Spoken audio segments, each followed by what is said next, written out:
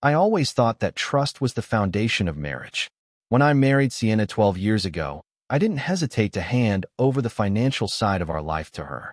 She was brilliant with numbers, better than I could ever hope to be. While I focused on running my small construction company, she handled our investments, taxes, and even suggested setting up charitable donations in our name. To everyone around us, we were a picture-perfect couple, two people who built a life together from scratch. But that's the thing about appearances. They rarely show the truth hiding underneath. The first time Sienna mentioned the idea of starting a charitable foundation, we were sitting on the porch of our lake house. The sun was setting, casting gold across the water, and she had this excited spark in her eyes. "Grant," she said, leaning in, "I think it's time we give back. We've been blessed, and we could do something meaningful, help kids who didn't get the chances we did." I looked at her, feeling a swell of pride. That was Sienna, compassionate, driven, always thinking ahead. "What kind of foundation?" I asked. "One that supports underprivileged youth," she replied without missing a beat. "Scholarships, after-school programs, maybe even medical aid. We'd partner with someone experienced in running nonprofits. I've been talking to Travis Holt. He has years of experience managing charities." At the time, I barely registered the name. Travis Holt. I'd never met him, but Sienna spoke of him like he was some philanthropic genius. I didn't ask questions. Why would I? I trusted her. Weeks passed, and the foundation idea snowballed. Sienna handled all the paperwork, the legal registrations, and the financial transfers. She assured me everything was transparent, that she and Travis had set up a solid plan. I signed the documents she handed me, trusting every word. Soon enough, we had the Ellison Youth Foundation proudly displayed on glossy brochures and a shiny website. Donations started flowing in, not from outsiders, but from our own accounts. Sienna said it was necessary to prime the pump, to show credibility before other donors joined. I didn't think twice. If it helped kids, it was worth every penny. Months later, I started noticing small changes in Sienna. She was busier than ever, constantly on calls with Travis, working late nights under the guise of meetings and fundraising events. At first, I admired her dedication. But something about her demeanor began to shift. Less warmth at home, more secrecy with her phone, whispers in the kitchen when she thought I wasn't around. One evening, after a long day managing a job site, I came home to find her dressed elegantly, makeup perfect, perfume heavy in the air. "Another fundraiser?" I asked, loosening my tie. She smiled too quickly. "Yes, Travis is introducing us to some big donors tonight. It's important." I nodded, kissed her cheek, and watched as she rushed out the door. Something in my gut twisted, but I pushed it aside. She was doing good work. Who was I to question it? The first real crack appeared when our accountant, Mark, flagged unusual transfers during a quarterly review. "Grant," he said during a meeting in my office, "I noticed significant withdrawals from your personal accounts into the foundation, which then moved large sums to a consultancy called Holt Solutions. Do you know what services they're providing?" I blinked, confused. "Holt Solutions? Never heard of it." Mark frowned. "It's owned by Travis Holt. Nearly $500,000 has gone there in the past 6 months." I felt a chill crawl down my spine. Sienna had mentioned paying for administrative costs, but $500,000? That was more than just operating expenses. I thanked Mark, told him I'd look into it, and drove home in silence, my mind a storm. That night, I confronted Sienna gently, not wanting to believe the worst. "Hey," I said as we sat down for dinner. "Mark mentioned large transfers to Travis's company. What's that about?" Her reaction was instant. A flash of irritation masked by a forced smile. "Grant, it's nothing. Travis is a consultant. He manages logistics, donor outreach. These things cost money." $500,000? I pressed. She sighed dramatically. "You don't understand how nonprofits work. You build infrastructure first. Trust me, it's all part of the plan." I wanted to believe her. I wanted to believe the woman I'd built my life with wasn't lying straight to my face. But doubt had already planted itself deep inside me. The turning point came a week later when Sienna forgot to log out of her foundation email on our shared laptop. I wasn't snooping, not at first. I'd opened the laptop to check blueprints for an upcoming project. But there it was, a long thread of emails between Sienna and Travis. It wasn't just business. Travis's messages dripped with familiarity, jokes about their private board meetings, and references to weekends they'd spent together on foundation retreats. Sienna's replies were equally damning, filled with affection, promises of a future together once things were settled. I sat frozen, my chest heavy, every keystroke on the laptop echoing like a gunshot in my ears. The foundation wasn't for kids. It was a funnel, a carefully crafted scheme to siphon our savings straight into Travis Holt's pockets while Sienna played the perfect philanthropist. And I, the trusting husband, had signed every document to make it possible. I didn't confront her that night. Instead, I closed the laptop, my hands shaking, and smiled when she came home hours later, reeking of expensive wine and Travis's cologne. She kissed my cheek, oblivious to the storm brewing inside me. In that moment, one truth became clear. Sienna thought she had me cornered, thought I was too naive to ever see the truth. She had no idea who she was dealing with. The morning after reading those emails, I woke up before dawn, staring at the ceiling while Sienna slept beside me. She looked peaceful, almost angelic, and for a moment I questioned whether I had imagined the whole thing. But then I remembered the words on the screen, her promises to Travis, the mentions of our money, and plans to set up a life together once Grant is out of the picture. My chest tightened, but my face stayed calm. If there was one thing I had learned running a construction company, it was patience. You don't tear down a building without studying its structure first. I decided then and there that I wouldn't confront her, not yet. If Sienna wanted a game, I'd play it, but on my terms. The first step was information. I quietly hired a private investigator named Phil Granger, a retired cop with a knack for digging where others wouldn't dare. We met in a small diner 2 towns over, where no one would recognize us. "What exactly are you looking for?" Phil asked, sipping his coffee. "I need to know everything about Travis Holt and his connection to my wife," I said, sliding a photo of Travis from the Foundation's website. Financials, locations, interactions, and if they're meeting outside of business hours. Phil nodded, pocketing the photo. "Got it. You'll have my first report in a week." While Phil worked, I focused on my end. I spent nights reviewing every document Sienna had asked me to sign, every transaction tied to the Foundation. What I found was staggering. In less than a year, nearly $2 million had been transferred from our personal accounts and business profits into the Foundation. From there, almost 70% went straight to Holt Solutions. I quietly contacted Mark, the accountant, instructing him to copy every financial record without alerting Sienna. "You think she's running something shady?" Mark asked cautiously. "I know she is," I said. "I just need to prove it in a way that sticks." Days turned into weeks. Sienna grew bolder, staying out overnight under the excuse of charity galas or emergency meetings with donors. She'd smile at me like nothing was wrong, her phone never out of reach. Meanwhile, Phil fed me information, photos of Sienna and Travis sharing intimate dinners, staying in luxury hotels, even vacationing together under the guise of Foundation business trips. One night, Phil handed me a folder thick with evidence. "She's not even hiding it well," he said. "They've been moving money into offshore accounts. It's not just infidelity, it's full-blown embezzlement." I took the folder home, sat in my office, and stared at the photos.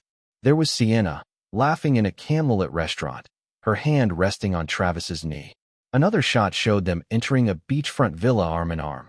Each image chipped away at the woman I thought I knew. But anger alone wouldn't win this fight. I needed a plan, a surgical strike that would not only end their scheme but ensure they couldn't rebuild it. The next morning, over breakfast, I watched Sienna scroll through her phone, humming softly. I forced a smile. "You've been working so hard lately," I said. "Maybe we should take a vacation. Just you and me." She barely looked up. "I wish I could, Grant, but the Foundation is at a critical stage. Travis and I have meetings lined up with potential donors. We can't afford to take a break." I nodded, pretending to understand. Inside, I felt a strange calm settle over me. She was so confident in her deception, so certain I was oblivious. That confidence would be her undoing. I contacted a lawyer named Claire Dennison, known for her expertise in financial fraud cases. I handed her Phil's evidence and the full set of financial records. She flipped through the documents, whistling softly. "Your wife and Holt are digging a deep hole," she said. "With this, we can freeze the Foundation's accounts and recover most of your assets. But if you want them legally cornered, we'll need to set a trap, something that catches them red-handed. I agreed immediately. Claire devised a strategy. We would make it appear that I was preparing to transfer an additional $1 million into the foundation. The moment Sienna and Travis tried to siphon it through Holt Solutions, federal investigators, already briefed and waiting, would step in. For weeks, I played the doting husband. I praised Sienna's dedication, even volunteered to help by accelerating the next big transfer. She ate it up, thanking me for believing in the mission. The night before the transfer, I kissed her goodnight, knowing she had a rendezvous with Travis scheduled to celebrate their latest victory. As soon as she left, I met with Claire and Phil, finalizing every detail. The trap was set. The following day, sitting in my office, I watched through a secure feed as Sienna and Travis met at a downtown bank. They laughed, hugged, and handed forged documents to a teller. Minutes later, federal agents walked in, quietly but firmly placing them under arrest for fraud, embezzlement, and conspiracy. I received a single text from Claire. "It's done." That evening, Sienna called me from jail, her voice frantic. "Grant, you don't understand. They're saying I stole money. You have to help me." I let her words hang in the air before replying calmly. "No, Sienna. I understand perfectly." When I hung up the phone after Sienna's frantic call from jail, I didn't feel joy or triumph, just an eerie stillness. For 12 years, I had believed in her, trusted her with everything from my heart to our hard-earned money. That trust had been weaponized against me, and now the mask had finally been ripped away. The next morning, news of the arrest hit the local media. Headlines read, "Ellison Youth Foundation Scandal. Founders Arrested for Embezzlement." Pictures of Sienna and Travis in handcuffs plastered every news site, their once polished images shattered. The media described it as one of the most blatant charity fraud cases in recent history, with millions diverted into personal accounts and offshore holdings. While the public reeled, I met with Claire Dennison, my lawyer. "They're facing multiple federal charges," she explained, tapping her pen against a thick folder. "Wire fraud, money laundering, conspiracy, you name it. Holt's company will be dismantled, and with the evidence you provided, you're not just protected, you're entitled to recover a significant portion of the funds." I leaned back, exhaling slowly. "But what about my liability?" "I signed documents." Claire shook her head. "We've already demonstrated that you were manipulated. You were never part of the scheme. In fact, your cooperation with investigators positions you as a whistleblower. You'll walk away clean." That night, I sat alone in the lake house porch where Sienna had first pitched the foundation. The same sunset painted the sky, but everything felt different. The woman who had sat beside me that day, speaking of helping children, had been nothing more than a facade. 2 days later, I visited Sienna in jail. Not because I owed her comfort, but because I needed to see her without the pretense, stripped of the lies. When they brought her into the visitor's room, she looked nothing like the poised, confident woman I'd married. Her hair was disheveled, eyes hollowed from sleepless nights, and the orange jumpsuit swallowed her frame. She sat down across from me, grabbing the phone. "Grant," she said immediately, desperation dripping from her voice. "This is all a misunderstanding. Travis, he manipulated me. I didn't know what was happening." I stared at her, letting the silence stretch, forcing her to fidget. Finally, I spoke, my voice calm but cold. "I saw the emails, Sienna. Every word. You weren't manipulated. You were planning a life with him. Using my money to do it." Tears welled in her eyes. "It wasn't like that. I love you, Grant. I got caught up." "Caught up," I repeated, my tone cutting. "You stole from me, funneled millions to your lover, and schemed to leave me with nothing. If that's your idea of love, I want no part of it." She tried again, pleading. "You can fix this. You have connections. If you post bail." I interrupted her sharply. "No. You made your choice, Sienna. Now you live with it." Her face crumpled, but I didn't stay to watch the performance. I stood, handed the phone back to the guard, and walked out without looking back. Outside, Claire waited with new documents for me to sign. The foundation's accounts had been frozen, and through a court-appointed process, most of the diverted funds were already being transferred back to my name and the construction company's accounts. "You're not just getting your money back," Claire said. "The court is awarding you full ownership of all shared assets." Sienna forfeited her stake when she committed fraud. The house, the lake property, even her luxury car, they're all yours. I nodded, but there was no satisfaction in it. The real victory wasn't reclaiming money or property. It was freedom from the lie my marriage had become. In the weeks that followed, the legal machinery ground on relentlessly. Travis Holt's empire crumbled. His offshore accounts were seized, his reputation ruined beyond repair. He struck a plea deal, naming Sienna as an equal partner in the fraud, ensuring her sentence would mirror his. Friends and neighbors who once envied our perfect marriage now whispered behind closed doors. Some offered sympathy, others quietly distanced themselves. I didn't care. One evening, months later, I returned to the foundation's now empty office. The walls were bare, the once proud logo stripped from the reception desk. As I walked through the quiet halls, I found Sienna's old office.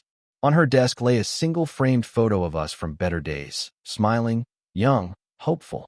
I picked it up, stared at it for a moment, then set it face down. I had spent years believing we were partners, that we shared a vision of building something meaningful. But standing there, in the ruins of her deception, I realized I had been building alone. When I left that building for the last time, locking the door behind me, I felt lighter than I had in years. The day of the sentencing felt surreal. For months, everything had been filings, hearings, depositions, and late-night strategy sessions with Claire. But this was the endgame. The courthouse was packed with reporters, curious locals, and a handful of former donors who had believed in the Ellison Youth Foundation. I sat near the front, flanked by Claire and Mark, my accountant. Across the aisle, Sienna sat in her orange jumpsuit, wrists shackled, looking far older than her 38 years. Beside her, Travis Holt looked equally defeated, his once perfectly styled hair now dull and limp.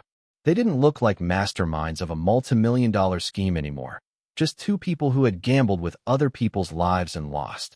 When the judge entered, the room fell silent. Ms. Sienna Ellison and Mr. Travis Holt, Judge Ramirez began, her voice stern. This court has reviewed overwhelming evidence of embezzlement, fraud, and conspiracy. You siphoned charitable donations, misled the public, and betrayed the very trust that underpins legitimate philanthropy. Your actions were deliberate, sustained, and calculated. Sienna stared down at the table, tears brimming but not falling. Travis glanced nervously at his attorney, but there was nothing left to say. For these crimes, Ramirez continued, Mr. Holt, you are sentenced to 15 years in federal prison. Ms. Ellison, you are sentenced to 12 years.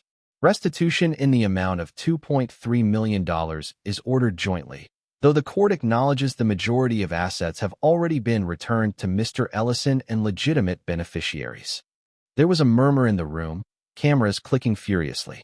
I remained still, hands folded, eyes fixed on the judge. The bailiffs moved to escort Sienna and Travis out. For a fleeting moment, Sienna turned her head toward me, as if searching for a final chance at recognition or mercy. I gave her none.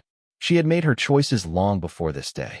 After court adjourned, Claire and I walked out into the bright sunlight, reporters swarming. Microphones thrust toward me, questions shouted. Mr. Ellison, how do you feel about your wife's sentence? Will you rebuild the foundation? Do you have a message for Travis Holt? I stopped only once, turning to face them calmly. There's nothing to rebuild, I said. What was stolen has been returned to the right place. My only message is this: trust is priceless. Once you destroy it, there's no getting it back.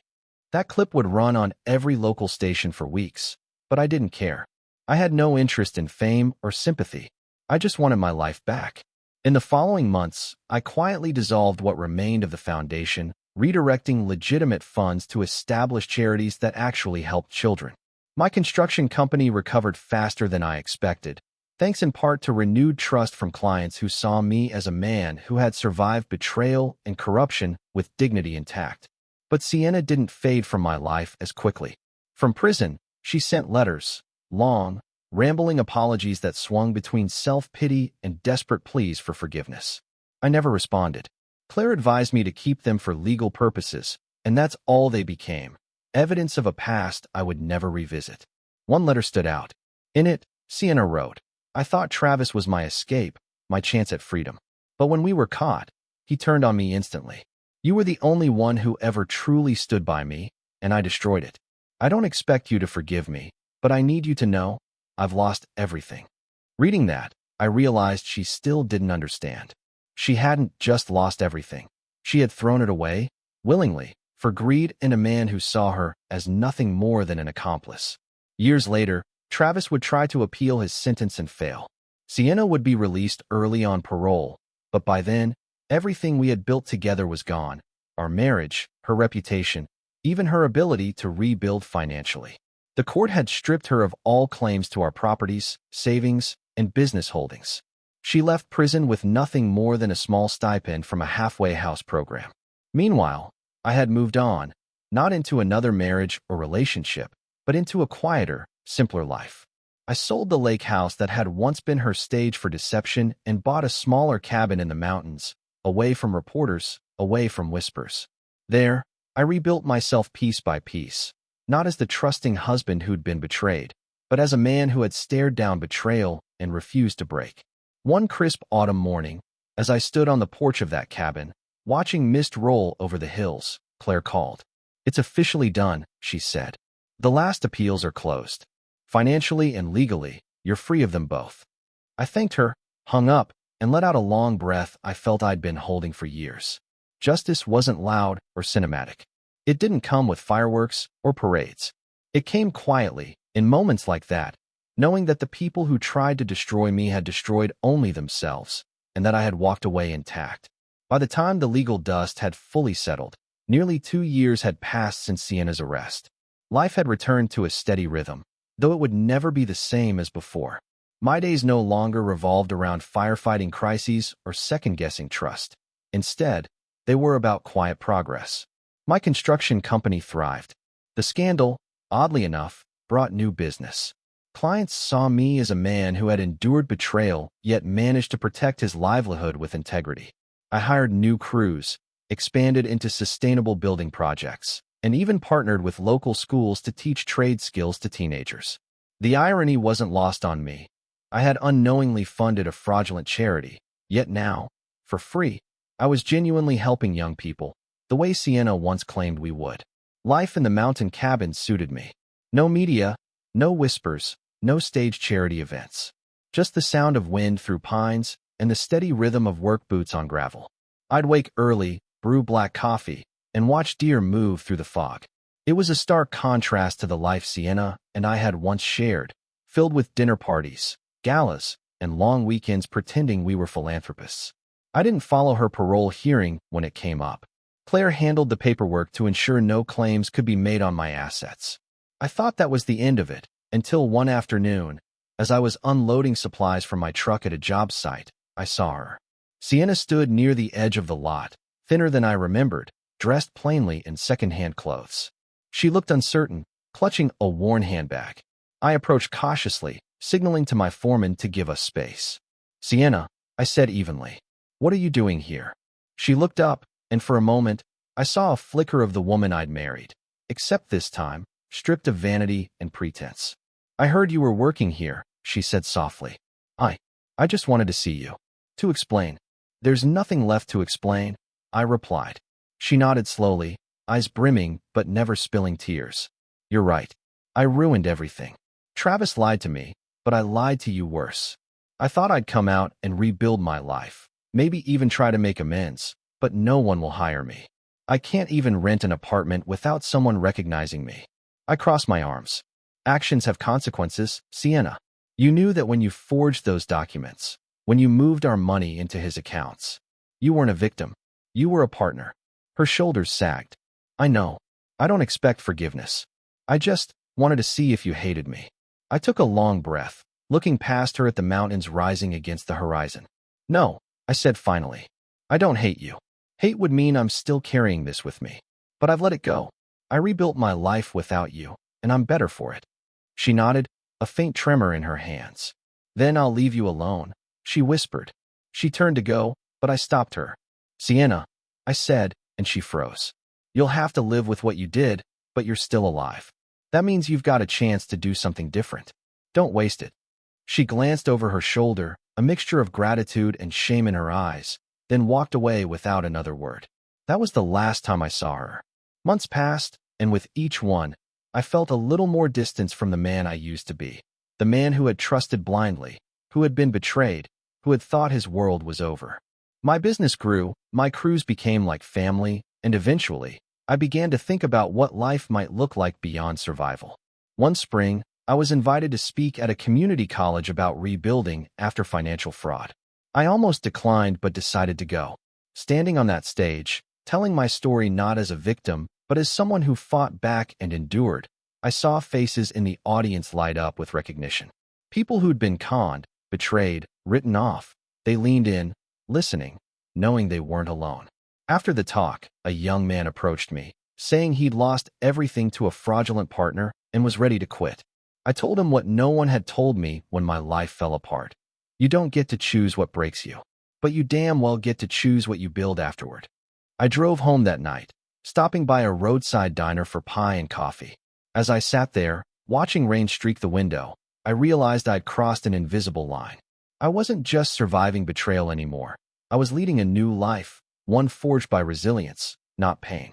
Some nights, when the cabin grew quiet, I'd think back to those first moments when the lies started to unravel, the late-night emails, the foundation brochures, Sienna's laughter with Travis. It all felt like a story that had happened to someone else. And maybe, in a way, it had. Years had passed since the courtroom, since the prison sentences, since that last quiet encounter with Sienna near the construction site. Time had done what even justice couldn't. It softened the edges of old wounds.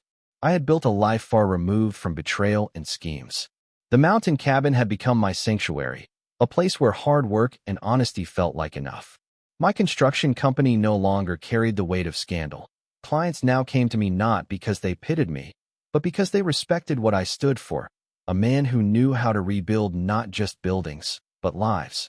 One autumn morning, as golden leaves fell across the cabin's porch, I received a letter from a law firm.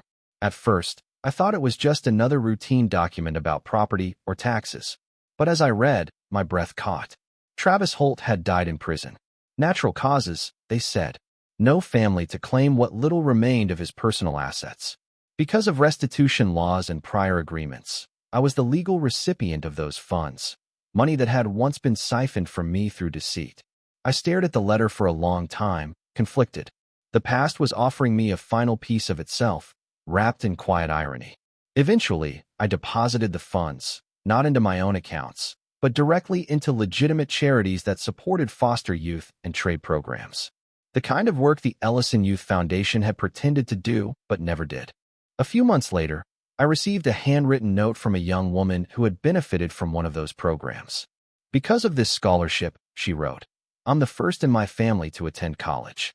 I don't know who funded it, but please know, it changed my life. I folded that note carefully and placed it in a small wooden box on my nightstand. That, I decided, was the true closure I needed. Not revenge, not court victories, but knowing something good had finally grown from the ashes of deception. Years later, I was invited to a local awards dinner recognizing community contributions. At first, I declined. I didn't see myself as a philanthropist or a hero. But my foreman and a few crew members insisted I go. The event was held in a modest banquet hall, nothing like the flashy galas Sienna once adored. When they called my name and handed me a plaque for restoring trust through action, I stood there for a moment, quiet, looking out at the small crowd. I'm not one for speeches, I said, my voice steady. But if there's one thing my life has taught me, it's this. People can take your money, your trust, even years of your life, but they can't take who you choose to become afterward. I chose to build again, and I'm grateful I did. The room rose in applause, not the frenzied kind of a media circus, but genuine, warm acknowledgement. I stepped down, shook hands, and felt something I hadn't in years, complete peace. Later that night, I drove back to the cabin, parked the truck, and stood under a clear sky filled with stars. The wind was cool, the forest quiet. There was no thought of Sienna or Travis anymore, no weight pulling me back to that painful chapter. The betrayal had been real, and so had the fight to reclaim my life. But standing there, I realized the true victory wasn't leaving them with nothing. It was that I had everything I needed, and it had nothing to do with them. I walked inside, set the award on a shelf next to the folded note from the young scholarship recipient, and poured myself a glass of whiskey. Sitting by the fire, I watched the flames dance and thought about how far I'd come. This wasn't revenge. This was freedom, and it was mine to keep.